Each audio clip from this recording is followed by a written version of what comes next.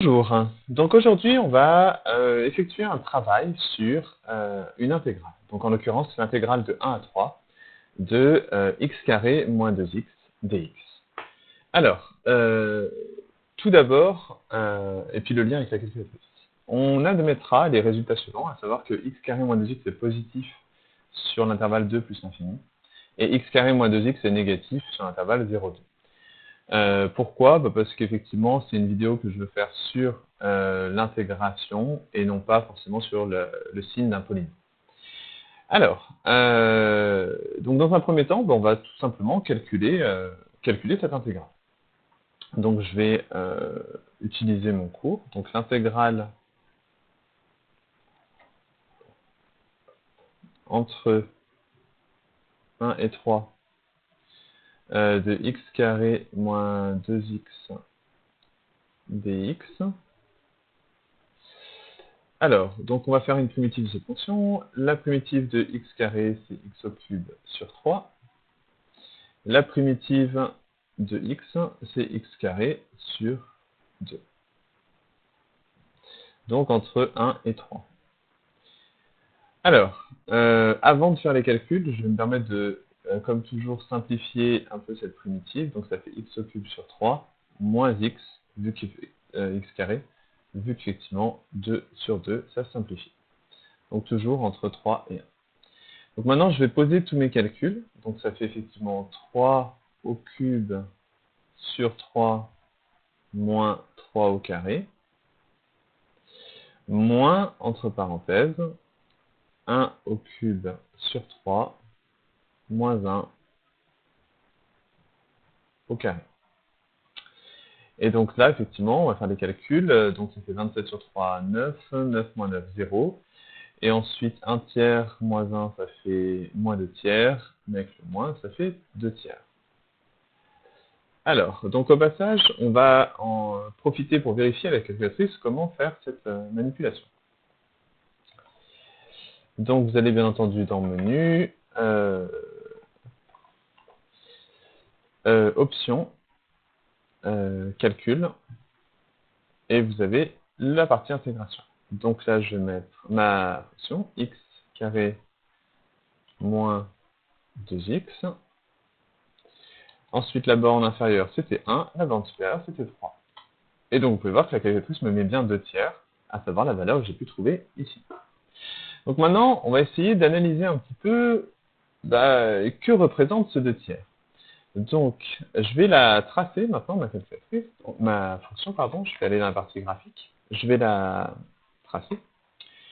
Et donc, cette intégrale représente la surface entre ma courbe, la droite, l'axe des abscisses, pardon, et les droites d'équation x égale 1 et x égale 3.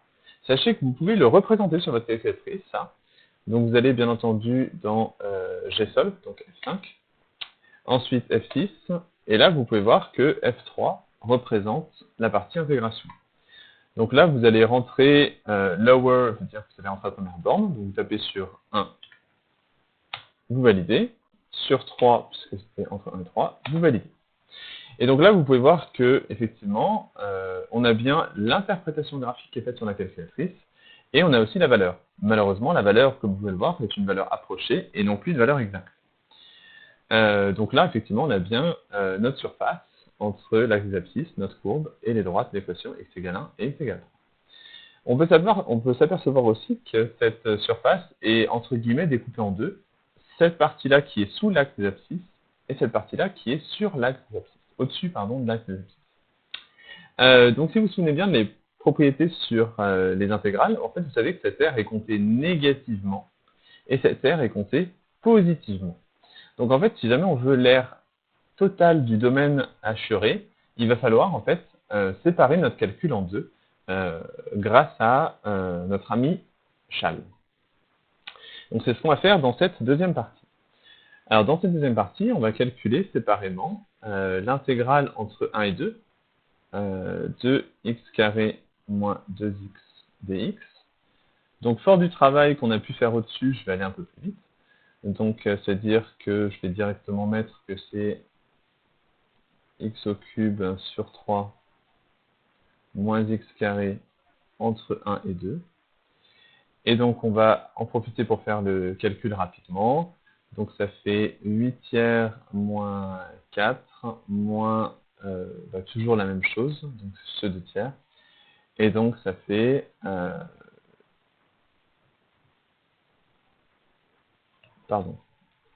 moins 2 tiers. On en profite pour le vérifier sur la calculatrice. Donc, on retourne dans la partie menu. Le calcul étant déjà fait, je vais juste changer ma borne. Donc ici, je vais mettre 2. Et on a bien moins 2 tiers. Je vais faire du coup l'autre partie, donc à savoir celle qui est comptée positivement. Donc entre 2 et 3 maintenant. 2x carré moins 2x dx. Donc même principe, ça va faire x au cube sur 3 moins x carré, entre ce coup-ci 2 et 3.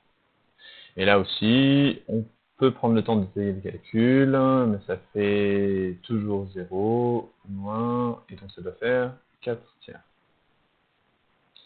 On prend soin de vérifier sur la calculatrice. Donc là, je vais devoir changer mes deux bornes. Donc là, c'est 2.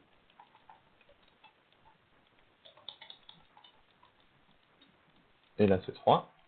Non, 2, 3. Et ça fait bien 4 tiers. Donc, maintenant, reprenons du coup la partie graphique. Donc, sur tout le travail qu'on avait pu faire d'intégration. Donc, l'aire de ce domaine-là, en fait, elle est comptée négativement, et elle vaut moins 2 tiers. Mais du coup, si on cherche à savoir l'aire de ce domaine, ça va être simplement 2 tiers. Et cette aire-là, de toute façon, elle était comptée positive grâce au calcul intégral, donc, en l'occurrence, ça va donner quand même 4 tiers. Donc, si jamais, maintenant, je m'intéresse à l'aire totale du domaine grisé, je ne vais plus marquer d'intégrale, je vais l'appeler grand A par exemple, et donc ça va être l'intégrale entre 2 et 3, donc c'est-à-dire celle qui est comptée positivement, donc x carré moins 2x dx. Et ensuite, celle-là est comptée négativement, celle entre 1 et 2 de x carré moins 2x dx. Et donc du coup, je vais la retirer pour que mon résultat soit positif. Donc en l'occurrence, ce moins n'a aucun rapport avec nos relations de Chasles, c'est simplement que j'additionne une aire qui, elle, est une intégrale qui, elle, est positive, je l'ai calculée précédemment, et cette intégrale-là étant négative, moi je veux que mon calcul d'air soit positif, d'où l'intérêt de ce moins. Et donc là, j'ai plus qu'à reprendre les valeurs que j'ai trouvées précédemment. Donc en l'occurrence, celle-là, on trouvait 2 tiers, pardon, on trouvait 4 tiers, moins 2 tiers, ce qui fait 6 tiers, donc 2.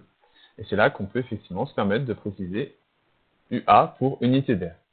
Et là encore, si on cherche à l'interpréter, c'est assez joli, à savoir qu'en fait, l'aire qui est grisée ici représente exactement 2 carreaux de notre repère, l'aire de 2 carrés. Voilà, merci à vous.